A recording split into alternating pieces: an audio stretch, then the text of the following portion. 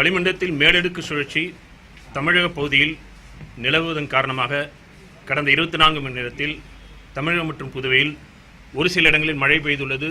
ஓரிரு இடங்களில் கனமழையும் பெய்துள்ளது. அதிகபட்சமாக சிதம்பரம் மற்றும் விழுப்புரத்தில் 9 சென்டிமீட்டர் மழை பதிவாகியுள்ளது. அடுத்து வரும் 24 மணி நேரத்தை பொறுத்தவரையில் தமிழகம் மற்றும் புதுவையில் ஒரு சில இடங்களில் மிதமான மழை பெய்யக்கூடும். வட தமிழக மாவட்டங்களில் ஓரிரு இடங்களில் கனமழைக்கு வாய்ப்புள்ளது. சென்னை மற்றும் புறநகரை பொறுத்தவரையில் வானம் மேகமூட்டத்துடன் காணப்படும். ஓரிரு முறை மிதமான மழை பெய்யக்கூடும்.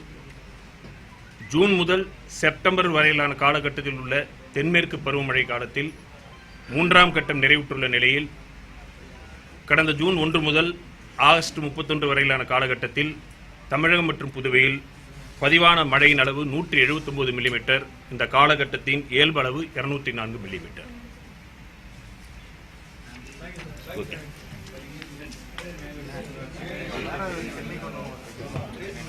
இதே மாதிரி தண்டஸ்டாமாக வரும். ஈவினிங் நேரத்தில் மழை பெய்யும். பகல் நேரத்தில் ஈவினிங் டயத்தில் ஏதாவது வளிமண்டலம்